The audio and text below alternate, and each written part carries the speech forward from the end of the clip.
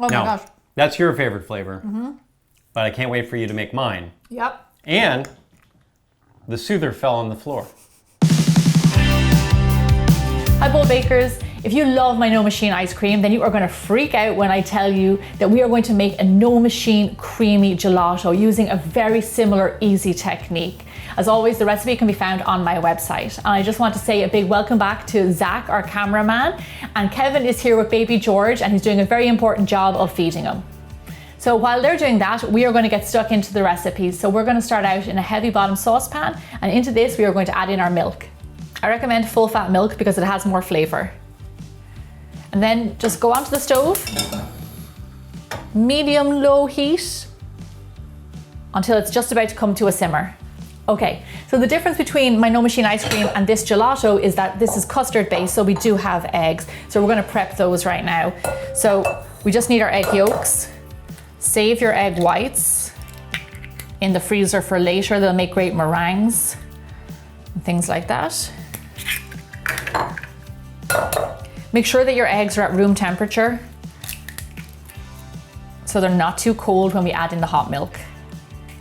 There we go. So if you don't eat eggs, unfortunately in this recipe there's no substitute, but you can try my no machine ice cream and that has no eggs in it. A little bit of sugar. And then just whisk these together. So just a little baking note, you don't want to let sugar sit on eggs for too long. So once you put it in there, whisk it up. What can happen is that it actually can start to cook your egg yolks and you don't want that. So you're probably wondering what's the difference between ice cream and gelato. And ice cream is mostly cream and a little bit of milk, and gelato is mostly milk and a little bit of cream. So a little bit different. So now I want you to stay tuned to the end of this video and find out how you might get a shout out in an upcoming gelato video. Okay, so this is great. Our milk has just come to a simmer. So we're going to remove it and temper our eggs. So what you do is add a little bit of the hot liquid in there and straight away give it a whisk.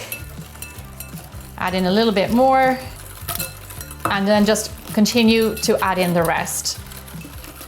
So this is tempering, which means you're getting your eggs the same temperature slowly as the milk. So it doesn't get shocked when you add one to the other. So what we're going to do is go back straight into the same pot.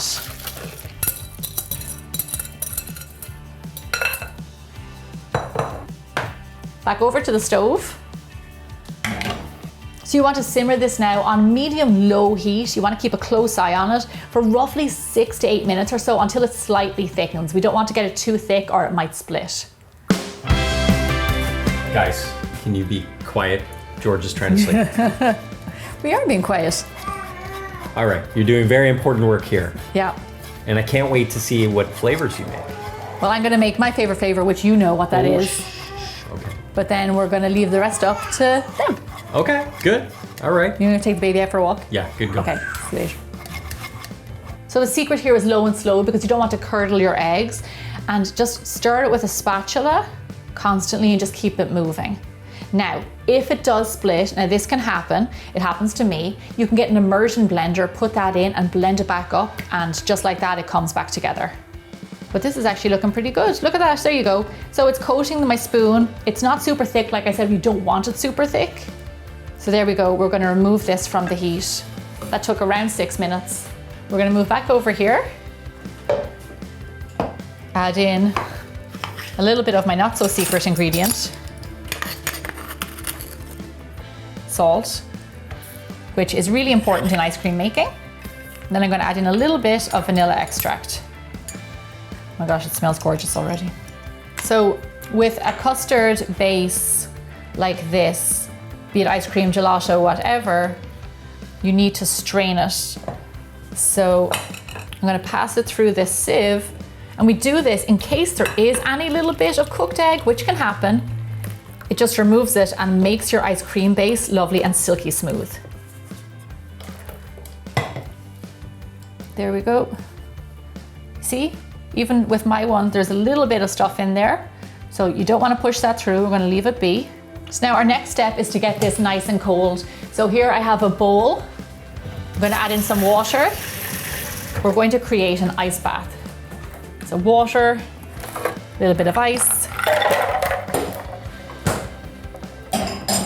And I'm just gonna place my bowl on top. Because it's custard, you know, and you have to just cool it down nice and fast. And if you don't have an ice bath, just set it over to the side and let it cool down at room temperature. But we are gonna come back when this is nice and cold and move on to our next step. So it has been around 20 minutes or so, and my custard base is nice and cold. So this is great. I'm gonna dry it off. We don't need this anymore. So now this is where this recipe all comes together. What we're going to do is whip up heavy whipping cream. Now you want to make sure that your cream is around 36% fat content, so it whips up really well. So now whip it up to stiff peaks. So the reason this is a no churn, no ice cream machine recipe is because we whip up our cream and then we're going to add in our custard to that. So you want to get it nice and stiff so it has body. Doesn't take long at all. And if you want, you can also do this step by hand. It's just, it is going to take a little bit more elbow grease, but it's totally doable. Okay, so I got this nice and thick, which is what I wanted. Now into there, we have our cold custard base, and we're just going to carefully kind of fold it in. What we end up with is this lovely, creamy, thick ice cream base. So here's the beauty of this recipe. Right here, we have a blank canvas of gelato base. To this, we can add any flavor we want into it. But here's where I need your help. I want you to comment below, tell me your favorite flavor of gelato, and you might get a shout out in a future gelato video. As for right now, I'm going to make my favorite flavor, which is strawberry gelato. So here I have some pureed strawberry, and I'm just going to fold it into my base. Look at that. How beautiful is that? This gelato flavor is perfect for this time of year because strawberries are just in season. Gosh, already this smells incredible. So here's what we're gonna do. I have a loaf pan here. You want to put it in something that's kind of shallow because it's going to go in here and then into the freezer. So now come here to me. This is the most important part of this recipe.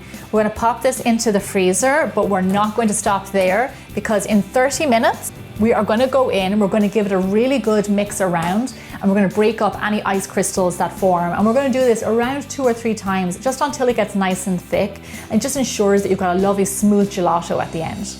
But here is some that I prepared earlier because I wanted to make sure that it was ready in time for you guys, and it looks fantastic. It even smells really good, which is weird, and I'm going to give it a nice big scoop.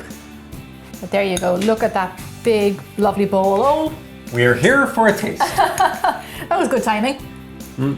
We're always good at that. That's great, Jem. Really refreshing.